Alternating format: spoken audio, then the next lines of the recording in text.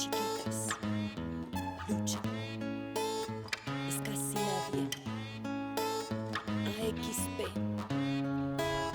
y a todos los que se la luchan, así los vean raro. Dicen que somos bichos, coleópteros mantosos, pequeños y odiados, pequeños pero venenosos. Bicho raro, calle rara, gente rara, chico barrio, chique, bicho raro. Tombos, palos, bichos, sean grandes, sean chinches. Tombo es tombo y tombo bien, que tombo mal son puñaladas. Son salta montes, salta caños, salta muertes, salta leyes, come mierda, escarabajos. Son bichos y no se esconden, mas son astutos, viviendo en las fisuras de algún barrio oculto.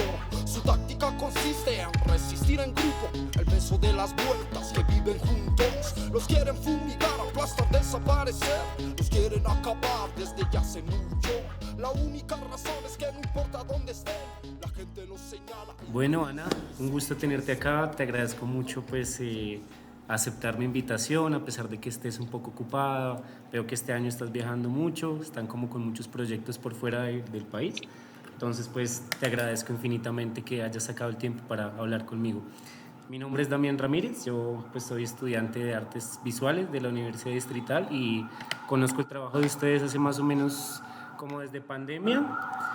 De pospandemia, como que con lo del paro el 2021 que estuvo muy fuerte, ahí es donde empiezo a ver como lo que ustedes han desarrollado acá en Bogotá y no, pues me conecté mucho como con el proyecto, con el proceso y he querido como vincularme de alguna manera, pero me ha quedado complejo, como los tiempos y eso, pero en serio que los admiro mucho y agradezco que tú estés aquí. Entonces, no sé. No, gracias a ti por el interés y bueno, esto es cuestión de coordinarnos para hacer real esa conexión. Hacerlo real, total, sí, hay que... Bueno, no sé si quieras de pronto contarme un poco de ti, así como un pequeño resumen de tus orígenes, de cómo llegas a Colombia, qué es lo que te motiva como a estar acá y qué es lo que te enamoró de este territorio, ¿no? Pudiendo estar en cualquier lugar del mundo porque justamente decides quedarte tanto tiempo, que se queden tanto tiempo en Colombia y como desarrollar todo acá en Colombia. Pues mi nombre es Ana López, yo nací y me crié en España, en un pueblo de Córdoba, de Andalucía. Estudié arquitectura y ya después de los estudios universitarios, junto con Harold, que es belga, es mi pareja, que también es de arquitectura expandida y es arquitecto, pues teníamos muchas ganas de explorar otras formas de entender el activismo de base. Nosotros veníamos de estar vinculados en temas de activismo de base en España, pero bueno, con sus particularidades y en la época, más bien como un tema de redes, de arquitectos, también coincidió como con la crisis del año 2008 y nosotros teníamos bastante ganas de movernos. Y dijimos, bueno, la primera vez que nos salga como una oportunidad, queríamos la América Latina, seguro, pues porque también había otra cercanía cultural, pero también, nos vinimos en principio de una forma con una beca, en primer lugar, pero bueno, muy rápidamente nació Arquitectura Expandida, primero casi como un encuentro, pero luego ya fue tomando forma de plataforma y poco a poco ya una evolución de 15 años, ¿no? Que ha hecho que nos vayamos quedando. No sé si en algún momento tomamos la decisión definitiva, pero bueno, está muy bien no tener decisiones definitivas, sino ir explorando, ir viendo. Y bueno, supongo que las razones tienen que ver con algunos temas que a uno le parecen como muy interesantes, como muy... Como una forma de hacer muy colectiva, muy genuina, muy desde la base, muy desde algo como muy fuerte, muy de las entrañas, y luego mezclado como con un montón de controversias que se mezclan de una forma un poco ilegible, pero que también forman parte de nuestro trabajo, ¿no? De violencias policiales, institucionales, medioambientales, etcétera, pero también contrastado con una fuerza de lo colaborativo, una creatividad, una performatividad absolutamente inspiradora y motivante. Entonces creo que eso más o menos resume la idea. Bueno, entonces de ahí nace como la necesidad de hacer el colectivo. Es como, ¿cuál crees que fue la necesidad de crear el colectivo? Como esta inconformidad con lo establecido, como de un sentimiento de Bueno, yo creo que en el momento hablábamos mucho de cómo la cultura urbanística, que es la de los planes, decretos, tenía tan poco que ver con la cultura urbana. Esa contradicción entre cultura urbanística y cultura urbana, o entre lo que se decide desde arriba y luego cómo se vive la ciudad desde abajo. Y yo creo que esa era una inquietud que nosotros ya traíamos. Y bueno, y luego aquí en Colombia pues nos encontramos con otra gente que tenía inquietudes similares. Y bueno, por el colectivo han pasado distintas personas. Ahora mismo está Viviana también, que es artista precisamente de la SAD. Ah, sí. Sí, entonces luego ha sido pues una cuestión como muy compartida y los cuestionamientos también han ido evolucionando a lo largo del tiempo de la misma forma que han ido evolucionando las formas de hacer, los repertorios de acción y bueno, sí, nunca ha habido una dimensión estática en el trabajo, ¿no? Ah, entiendo. A mí me encanta mucho del trabajo que hacen, es como que se centren en las zonas periféricas de las ciudades. Yo pues viví muy cerca a Bosa mucho tiempo y también en mi infancia viví en Soacha. Y no sé, siento que en la experiencia de vivir allá como que uno no entiende por qué las cosas son así y como que el sometimiento de que hay que vivir así y no hay otras maneras de ver la cosa es como algo pues que es doloroso, ¿sabes? Y pues en serio me gusta mucho pues que dirijan la atención hacia estas zonas donde la gente está sola prácticamente. Entonces, nada, no sé, puedes hablar un poco como de cómo ha sido llegar a estas periferias, qué has sentido, cómo... Bueno, me gusta que hables lo de llevar la atención porque recuerdo que al inicio, cuando habíamos hecho el primer encuentro, porque era un encuentro, ¿no? Y luego aquello fue transitando hacia ya una estructura colectiva y luego yo creo que cada proyecto es casi un colectivo distinto, ¿no? O sea, porque cuando ya pasan muchos años, sí, uno va transitando por distintas ideas de lo colectivo.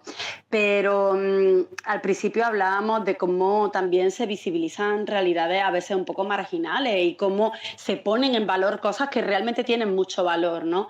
Entonces, lo nuestro ha sido un proceso, ¿eh? O sea, trabajamos en zonas periféricas porque en Colombia y en Bogotá, en las zonas periféricas es donde están los barrios populares. Ahora estamos en Bruselas y los barrios populares están alrededor del centro, en ese primer cinturón. En la periferia donde está la gente que tiene otros medios económicos y en otros modelos, ¿no? Pero bueno, también sabemos que las periferias no siempre son geográficas, también son decisionales, son periferias de distinto tipo, económicas, etcétera, ¿no? Y bueno, fue siempre como bastante intuitivo. Yo creo que a partir del año 2011, cuando construimos la Casa del Viento, en articulación con la promotora cívico-cultural Suroriente en San Cristóbal, yo creo que fue nuestra gran escuela. La autoconstrucción del espacio, como siempre, ha sido una excusa para negociar la ciudad de distintas formas y normalmente hay unas visiones muy conservadoras de cómo entendemos que tenemos que convivir en la ciudad y en los espacios públicos o colectivos y hay unas visiones pues que a nosotros nos parecen como muy inspiradoras, que mezclan de una forma muy hábil, aunque a veces muy desordenada, pero una expresión artística muy fuerte, con unas reclamaciones de derechos muy potentes y casi que constantemente hay el derecho a la ciudad. Da igual que sea una biblioteca comunitaria, que sea un grupo de skaters, que sea un cine comunitario o hip hop. El derecho a la ciudad es muy transversal, supongo porque también hay muy poco derecho a la ciudad y porque el espacio público en Bogotá está atravesado por muchísimas violencias institucionales, policiales, violencias simbólicas, ¿no? Ese tema de la estigmatización, etcétera, ¿no? Entonces, bueno, ha sido una evolución el tema de nuestro trabajo. Durante los primeros años, hasta el año 2016 que construimos la Potosine, nos centramos más en la autoconstrucción de espacios con colectivos de base. Es decir, nosotros siempre hemos trabajado con colectivos de base, son colaboraciones y entendemos la lógica desde la alianza. Y estos colectivos luego tienen vínculos con la comunidad o con la comunidad entendida como la comunidad vecinal, ¿no? Los vecinos. Entonces, claro, nosotros también por ende, pero también entendemos que hay un trabajo previo muy fuerte con... Es decir, nosotros nunca, excepto cuando estamos en residencias artísticas, que siempre implementamos otra metodología, pero bueno, nosotros nunca llegamos a imponer nada. Y durante esos años, desde el 2011 hasta el 2016, nos centramos más bien en la autoconstrucción de espacios, que es explora cómo nos podemos organizar para construir un espacio, pero también para mantener en el tiempo, ¿no? Y es muy difícil anticiparse a la cantidad de vaivenes que hay en una gestión colectiva. Pero también hay que saber que no solamente es también todo un mecanismo de gestión del cuidado, de gestión del mantenimiento y del cuidado, que es como a quién se le cobra, a quién no se le cobra por el acceso al espacio. La mayoría de las veces no se cobra, pero bueno, en el caso de un cine de pronto hay aporte y ahí también entran otros mecanismos de solidaridad. Es decir, tener una llave y una puerta es todo un tema, ¿no? Y es muy interesante porque la gente se ha buscado unos mecanismos bastante fluidos.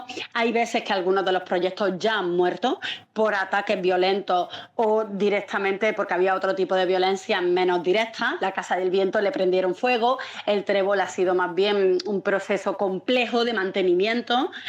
Y a partir del año 2016-17 más bien, hemos trabajado en este tipo de proyectos menos fuertes infraestructuralmente, como El Bicho, etcétera, pero mucho más complicados, porque abordan directamente la situación en la calle. Ya no es un lugar con una puerta que ya tiene un montón de condicionantes, sino un tema que tiene mucho más que ver con la calle y los espacios medioambientales. Entiendo. Entonces el primer vínculo es siempre con un colectivo que ya trabaja de base, ¿no? Eso lo tengo entendido. Sí. Y no, admiro mucho porque acá es muy difícil de alguna manera hacerlo real. A veces se queda muy en palabras y uno sueña mucho como, vea, quiero hacer tal cosa, esto, pero a la final como que no se aterrizan del todo las ideas y no, realmente, perdón que toda la entrevista, échete flores, pero es que los amo. Los admiro mucho. No, pero me gusta escucharlo, me gusta también escucharlo porque sí, detrás hay unos esfuerzos muy grandes para poner como toda la sinfonía al tiempo, ¿no? En un momento me acuerdo, bueno, porque creo que todos hemos pasado ya cuando uno lleva 15 años solamente con arquitectura expandida, que nosotros antes ya veníamos de distintos movimientos, ¿no? Pero cuando uno lleva tanto tiempo, pues claro, yo me acuerdo, ahora ya relativizo, pero recuerdo que había un momento que estábamos cansados de esas asambleas con no sé cuántas personas, donde, bueno, pues muchas veces la gente no necesariamente es muy... Para la acción colectiva hacen falta dos cosas importantísimas, la confianza y el respeto. Y el respeto es que si tú no estás trabajando, no des tu opinión tan vehementemente. Obviamente la opinión de las personas que lo van a hacer real tiene que prevalecer por encima de... Y eso no significa que nosotros nunca vamos a dar una opinión con respecto al barrio porque no dormimos en el barrio, ¿no? Y no queremos poner en riesgo a la gente. Pero cuando estamos hablando de temas que tienen que aterrizarse y que tienen que construirse, pues eso es un tema importantísimo. Y luego, bueno, el tema también del respeto y de la confianza en el sentido de, bueno, si yo no puedo ir a una reunión, pero uno de los de mi equipo va y se compromete con algo, bien comprometido está, ¿sabes? Ya a los demás les seguimos. Es decir, tiene que haber unos códigos y eso a veces supone como también ciertos sacrificios, porque no siempre uno está del todo, no, o el que quiere opinar pero entiende que hace 6 meses que no se pasa por la huerta comunitaria, por decir cualquier cosa. Bueno, socio, bájale un poquito a tanto que tú tampoco has estado aquí, ¿no? Entonces yo creo que esa regulación, para que nos entendamos bien, a veces es complicada. También es complicado el hecho de que los proyectos pueden ser muy largos. Entonces, por ejemplo, un proyecto como la Potosine fue construir todos los fines de semana durante al final 6-8 meses. Es agotador. Entonces, por ejemplo, nosotros que ya tenemos esa experiencia, pues hablar con las organizaciones y decirles, venga, si quieres algo más grande, vamos a ir por fases. Vamos a llegar a una primera fase y luego evaluamos. Luego, después de la primera fase, ya está todo el mundo súper agotado, ¿no? Claro.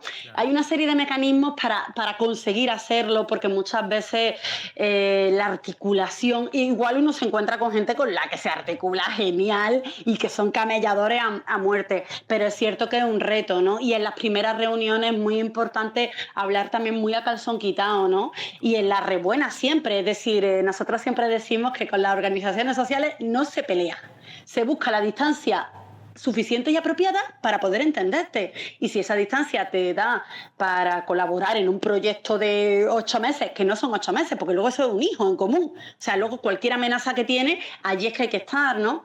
Pues perfecto. Y si te da simplemente para asistir en mecanismos más de solidaridad, algunas de las dinámicas, pues también genial, ¿no? O sea, como todo en la vida. Total, entiendo, oye, qué lindo.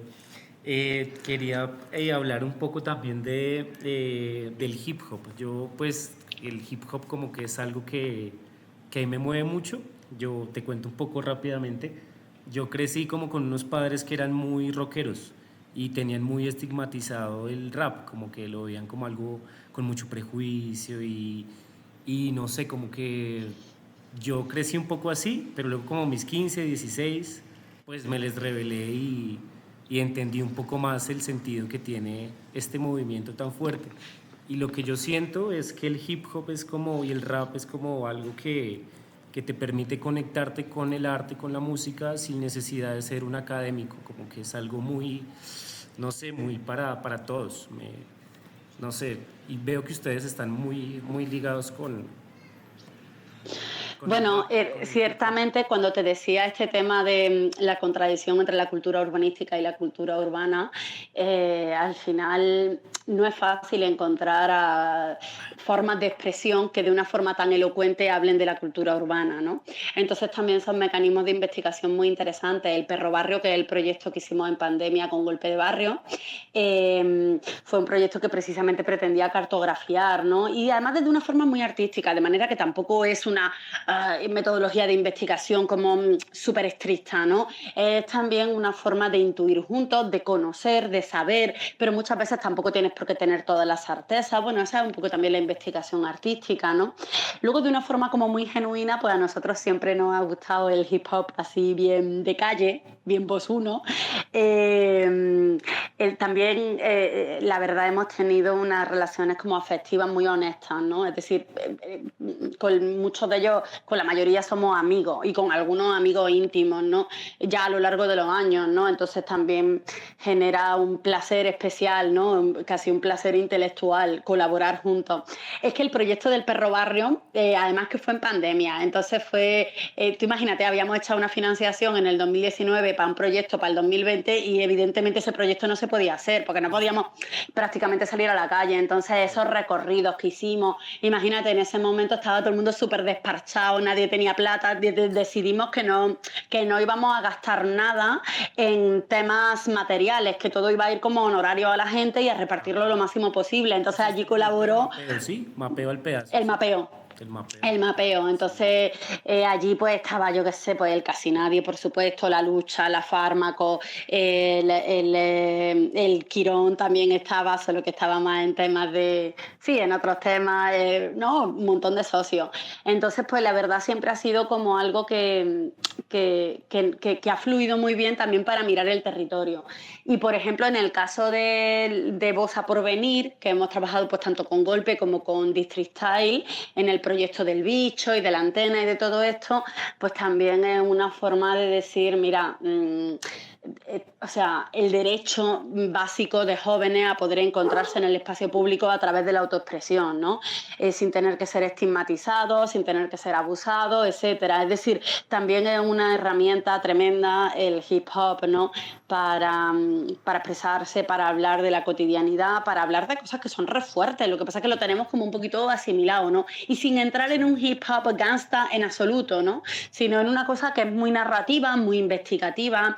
Me ha gustado mucho que ellos también han hecho muchos experimentos a través de ponernos a todos a escribir y luego sacar un tema. Por ejemplo, el tema de Pala, que es el de la comunidad de La Pala, el Casi Nadie lo hizo así. Nos puso a todos a escribir y de hecho nosotros tenemos esos papelitos, ¿no? Y tú te ves el tema y te ves los papelitos y dices, tal cual, ¿no? No. Entonces, también hay mucho nivel de experimentación y de investigación y eso también es interesante, ¿sabes? No se trata de que tú coges a un rapero y le encargas un tema en torno a un tema, ¿no? En torno a un no le encargas una canción en torno a un tema social, sino que estás en un proceso constante, ¿no? Entonces, bueno, sí, no, Y es como ha sido algo muy que inspirador. nos encanta a nosotros pues es algo que conecta mucho, ¿no? El rap es un elemento que le llega creo que a nuestra generación un montón. Entonces se me hace Bueno, brutal.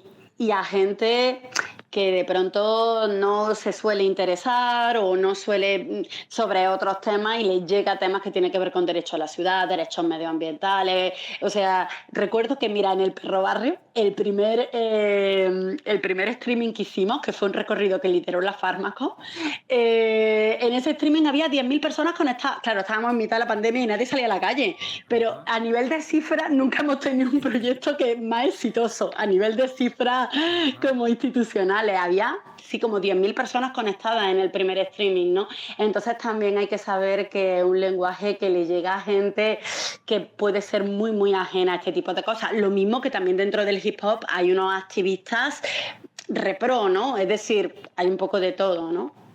Brutal, no, me encanta esa alianza, como salir a la calle y agarrarse el hip hop como para hacer las cosas más, no sé, me gusta mucho, en serio.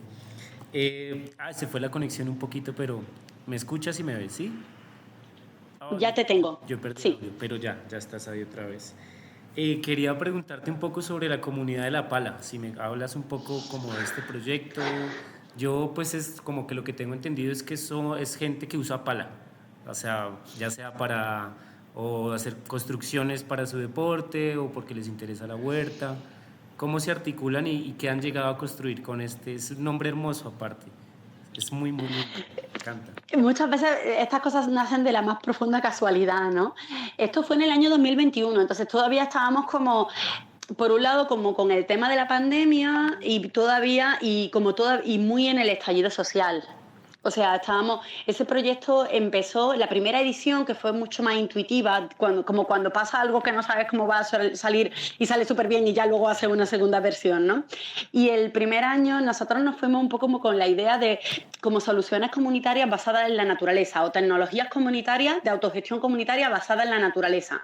Entonces, claro, el tema de la pala era al final como ponerle un nombre inspirador y bonito, ¿no?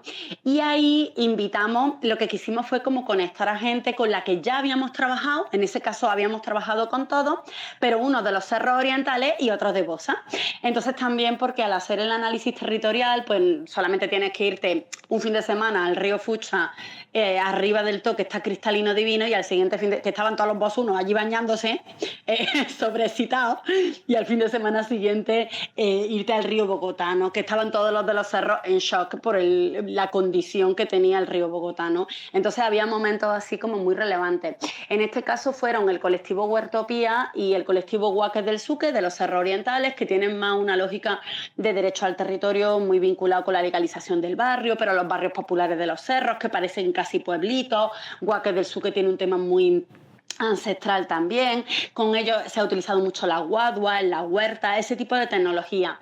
Y en Bosa fue con dos colectivos, uno Golpe de Barrio, que también eran colectivos que venían de trabajar la huerta, pero muy la huerta heredera del estallido social, que fue una de las formas en las que entiendo que de alguna forma se canalizó esa cantidad de energía. Una vez las reuniones en el portal Resistencia pues ya no eran tan masivas, la gente se fue muy a huerta. También creo que era una forma de legitimar el poder estar en un parque sin que te saque la policía, en plan tengo mi huerta. También son huertas de memoria por toda esa violencia, o sea, hay muchos temas. Y el otro colectivo era Campo Alegre, que ya no existe, pero bueno, igual nos seguimos parchando, que era un grupo de riders que en Bosa Recreo tenía una pista de dirt jump, que sabes que son estos morros hechos con tierra y agua, ¿no? Y además se los demolieron en el 2020 y bueno, nos llamaron a ver si les podíamos ayudar e intentamos ayudarles con la alcaldía. De allí no salió nada, pero bueno, salió como un amor y un respeto muy profundo. Entonces, claro, y para nosotros también, nosotros estábamos flipando de habernos encontrado esa pista, porque nosotros conocíamos la pista de antes de que la demoliesen, ¿no? Y nos parecía una cosa de autogestión loquísima. Además, tú necesitas tierra y agua, es decir, es muy de la naturaleza. De hecho, es un deporte muy rural. En el centro de la ciudad tienes que tener una gestión de tierra y agua, ¿no? Y en la naturaleza tú eso en general como que lo tienes, ¿no? Entonces, en realidad fue como una conexión muy, muy fuerte.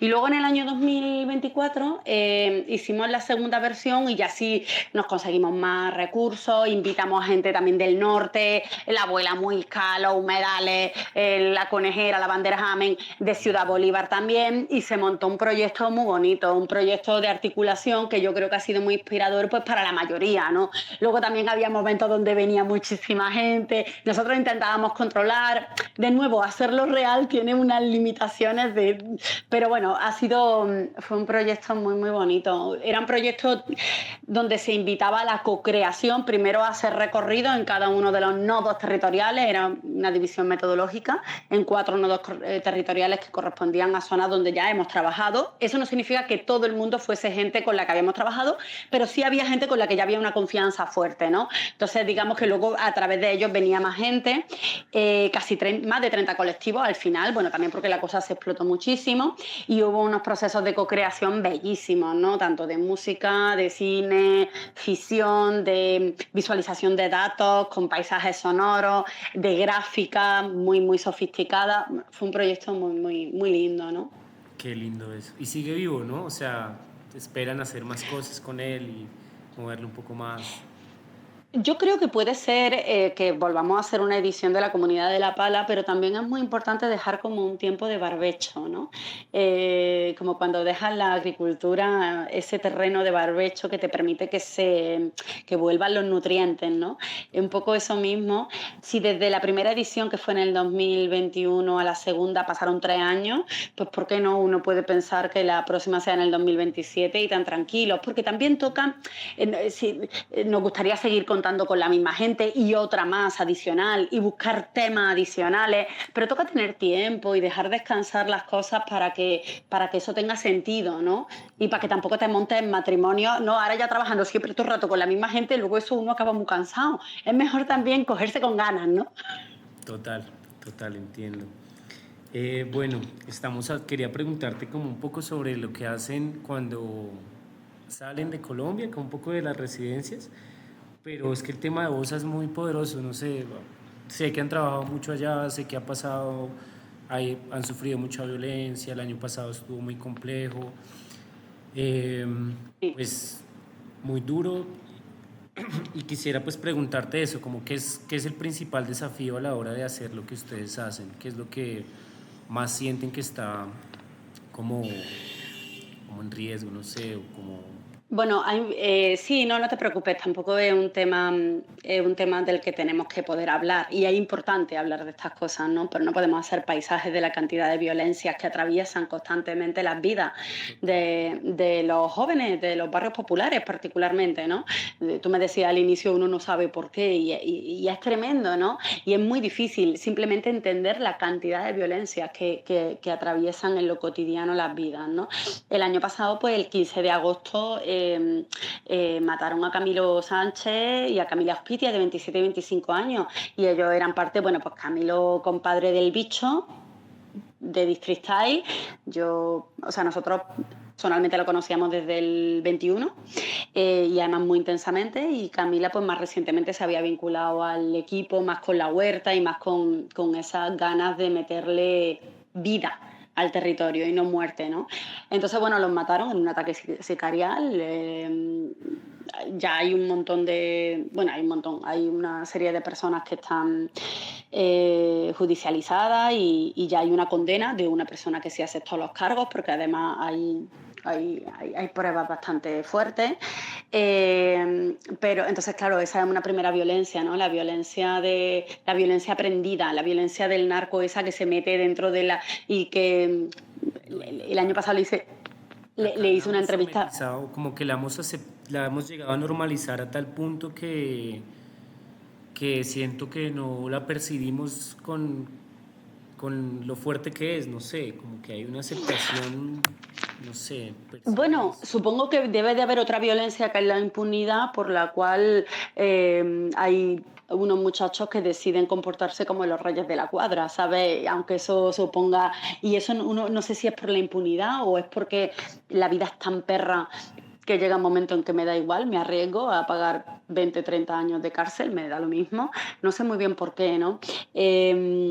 pero también está la violencia institucional. Nosotros llevábamos 2 años en una mesa socioinstitucional por el tema del bicho, porque la Secretaría de la Alcaldía Local, de Bosa, del IDRD, en fin, varias instituciones querían sacar el bicho formaba parte de la carpeta de proyectos, de un proyecto que había sido ganado por golpe de barrio y distrital. Teníamos una mesa y en la mesa se había denunciado muchas veces el acoso policial y el acoso del narco y que los chicos se sentían en riesgo, de manera que ahí hay una violencia institucional por omisión, porque pasa olímpicamente de ti directamente, ¿no? Porque no se toma en serio y además las respuestas son, no, pues eso hay que poner una denuncia en la fiscalía y tú dices, pero bueno, o sea, me estás exponiendo de una forma gravísima. La violencia policial, nosotros estamos muy frustrados porque a pesar de que el proceso penal está avanzando mucho, según nos dicen los abogados, a mí siempre me parece que es poco, pero bueno, los abogados dicen que, las abogadas, porque son mujeres,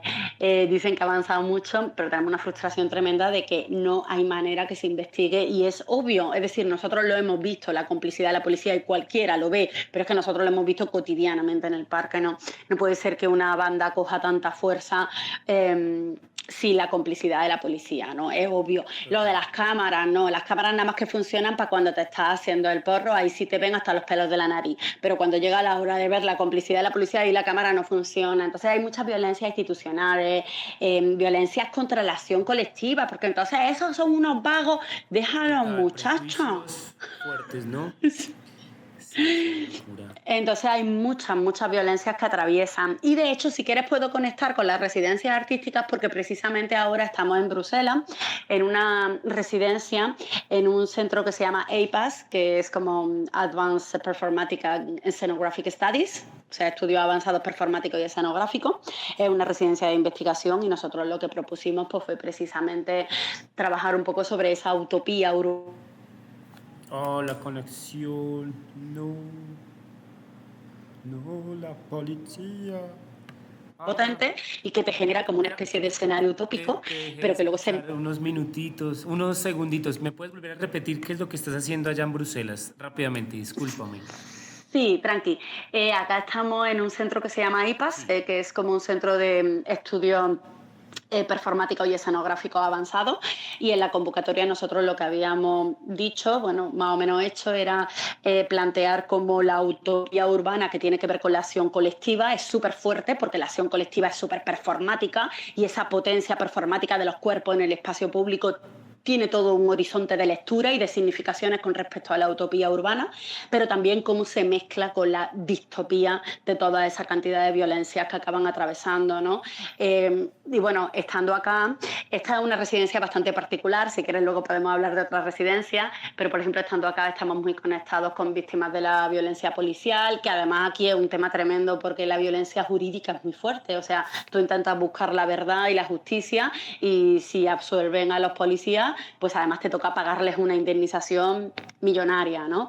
Entonces una cosa como es muy disuasorio que busquen la justicia, etcétera. Entonces bueno, estamos explorando eso y lo hacemos desde reuniones, desde acciones. En este caso es una beca de investigación, entonces no es una producción como tal, pero sí estamos también tomando un poco de distancia de Bogotá, aunque no hemos traído todos nuestros archivos y estamos analizando y también creando de alguna forma, pero de una manera como muy investigativa, sobre eso, la utopía, la distopía, sobre la violencia y también, bueno, sobre esa dimensión tan fuerte que hay cuando hay shock de este tipo entre el duelo y el grito, entre el silencio y el grito, ¿no? Lo importante que es...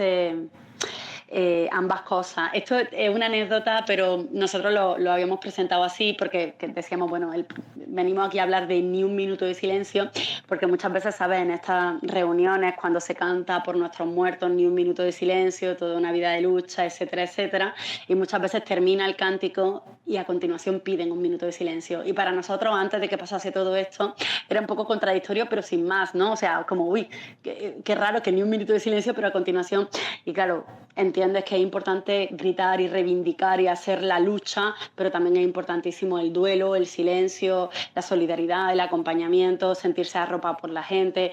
Entonces, bueno, en este momento nos encontramos precisamente haciendo algo que conecta mucho ambas dimensiones, lo que pasó en Bosa y esta lógica de las residencias. Poderoso, poderoso, como que los vínculos se sigan tejiendo, ¿no? Como que no se desconecte ninguna piecita, eso me parece muy especial. Y vi que estaban también por allá en Emiratos Árabes jugando ping-pong y toda la cosa. Chévere, este año han Sí, viajado mucho. sí, este año, bueno, ha sido un poco casualidad, porque a Emiratos fue una invitación, en ese caso no fue por convocatoria, sino que nos invitaron. Nosotros ya sabíamos que íbamos, habíamos hecho una visita exploratoria en enero del 2024. Fuimos a una Bienal de Arte Público en Abu Dhabi, que es una ciudad muy, muy multicultural, donde bueno, uno se puede preguntar qué es lo público, porque también hay unos códigos que te invitan a cuestionarte qué es lo público en un país como Emiratos, ¿no?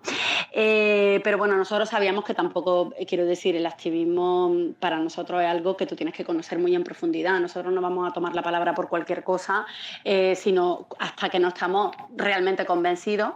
Y en este caso fue un proyecto yo creo que bastante crítico, porque trabajamos con ese dispositivo que es una mesa de ping-pong, pero también es un panel comunicativo donde está escrito Majlis, que es una palabra árabe muy potente que todo el mundo conoce allá, que significa tanto un encuentro como el lugar donde se produce el encuentro. Entonces, por ejemplo, las casas siempre tienen un majlis un poquito entre el interior y el exterior, que es donde están como esos sofás casi a nivel de suelo y se toman el té y tal, ¿no?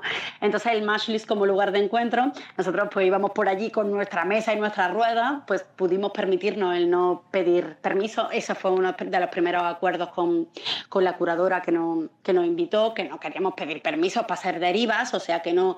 Y bueno, en esas derivas, pues aparte de que se interpelaba en la calle al majlis, al encuentro, y ya de por sí era bastante performático, pero buscábamos siempre lugares que no han sido diseñados para encontrarse, pero donde la gente se encuentra. Y claro, normalmente la gente son poblaciones migrantes, y allí llegábamos con nuestra mesa, la desplegábamos, y era como activar totalmente, y es una forma de decir que un pasaje entre dos edificios que a priori no sirve para nada, pero que tienen las mejores condiciones climáticas porque hace sombra y vientecito, bueno, pues que allí es un lugar de encuentro que merece la pena verlo, en los parking, en las subestaciones eléctricas. Bueno, sacamos casi una categoría, es decir, al final nos preguntaba la gente así como que te preguntaba si tú eras escultor o pintor, ¿no? Porque eras artista. Le decíamos, no, bueno, somos más bien arquitectos, y esto es una investigación urbana, pero con un carácter performático y con una interacción muy profunda con la gente, ¿no? Y bueno, por supuesto sacamos amigos, también el tema del juego como una forma de democratizar el espacio público, como una forma de disfrutar. O sea, es que el derecho a la ciudad también es el derecho a disfrutarla con placer, o sea, ese tema del placer en la ciudad, ¿no?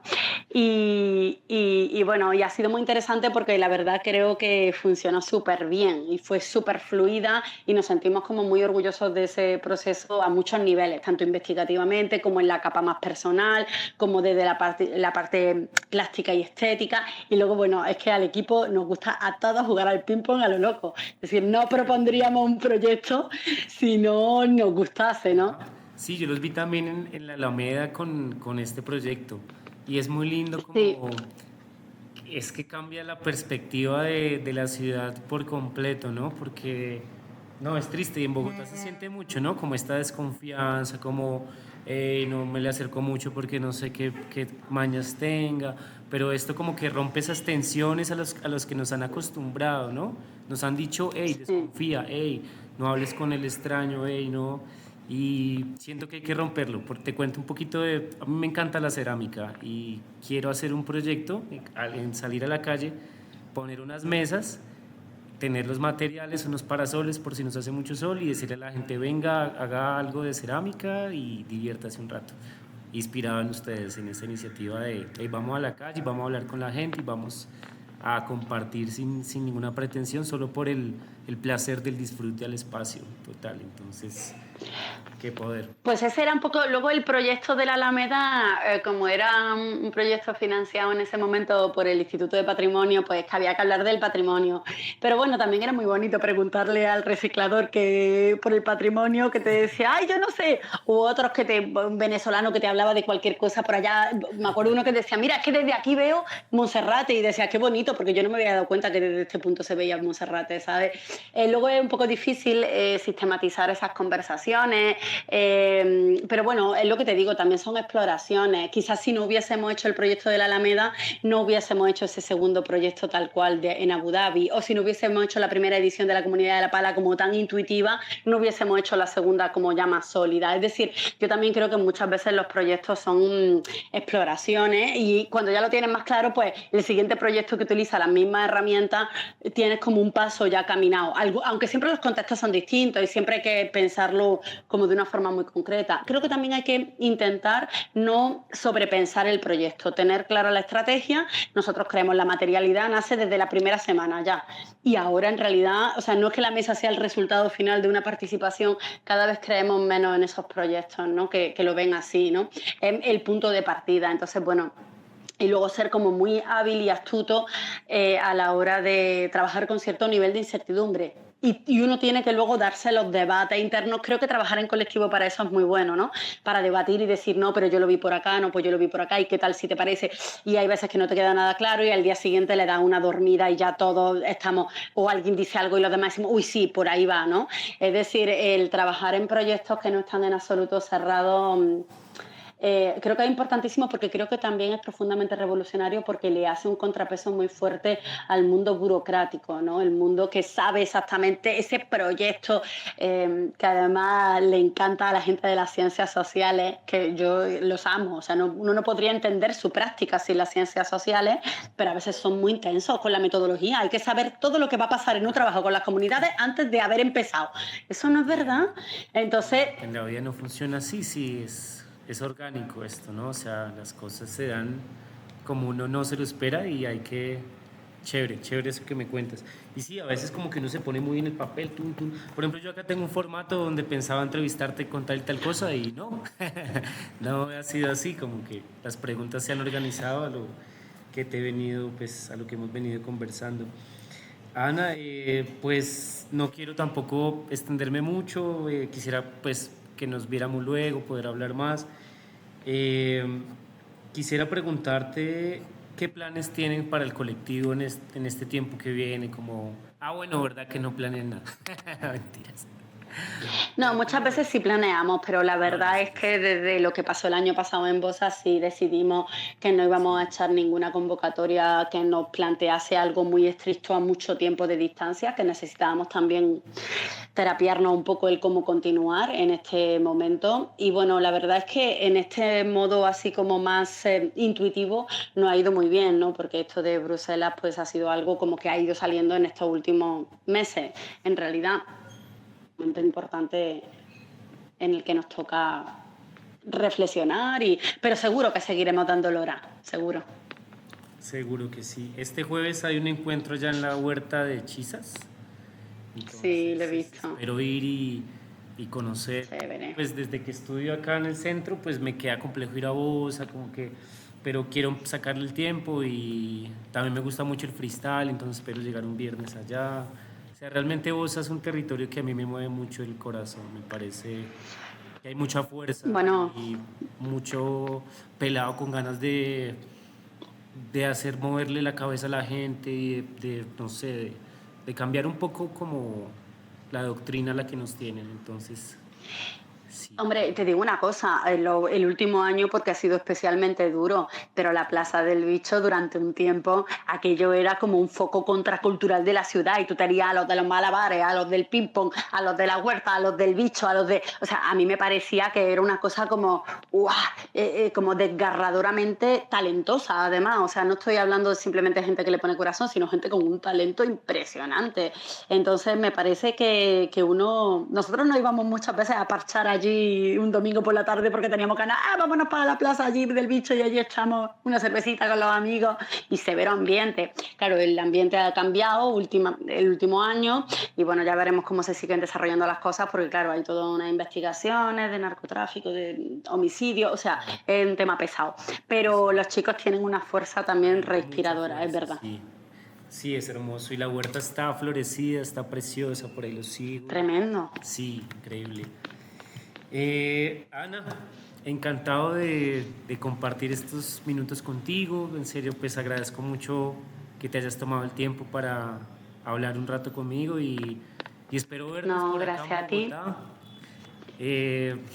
Esto va a sonar raro, pero imagínate que mi hermano vive en el mismo edificio que viven ustedes ahí en el Ciudad Restrepo. ¿Qué me dices? Sí, es que alguna vez los vi pasar y a veces veo el casi nadie y yo como, casi nadie entra. Y como que uní cabos y dije, tal, ellos viven ahí. Mi hermano vive ahí, él tiene ahí un taller de chocolate, entonces seguro nos veremos por ahí y nada, me alegra mucho, pues en serio, haber hablado contigo. No, a mí también. Voy a mirar porque el casi nadie estaba preciso por aquí ahorita, por lo menos para que te salude. Sí. No, pero no está allá. En el parcel. No está allá. Yo lo he visto entrar por aquí y salir, pero no, Y bacano que no se lo he mandaron visto. al casi nadie para allá, qué chimba, ojalá la pasen muy bien. Qué bonito, parce. No, yo creo que está fumando en la puerta. Eso no lo pongas en el vídeo, pero yo creo que está echándose su cigarrito. Le mando saludos a todo el combo, bueno. Y Ana, Dale, pa. muchas gracias, bueno. Encantado de hablar contigo y Un gusto. cuídate mucho, bueno. Estamos hablando. Que disfruten, que vaya muy bien. Con la jauría por la avenida sin de cacería. Con la jauría por la avenida. Búscalo, suéltalo y ataca. Crecimos con agua y cloaca. Si allá llueve es que acá no escampa. Todo el tiempo nos estancan, nos culpan, nos matan. Los perros también lloran, las perras también se cansan. Sin dinero no vuelva a casa porque eso es inexplicable, aunque haya un rigor palpable. Porque si el pueblo es poder, traicioneros, perros sin sangre. Sus errores cuestan madres, sus fusiles restan tardes. Salarios detestables, más rutinas miserables. No pueden ser más amables, los quitan de delincuentes. Y a las perras callejeras nos toca morder sin dientes. Para ver si algo me entiende, que aquí cuidamos las cuadras porque el Estado nos miente. Siendo pana de un secreto, los perros y un amuleto. Sabuesos, caletos, con frío en el concreto. No quieren salir del gueto. Esto es dedicado a los perros del mundo entero. De cacería, con la jauría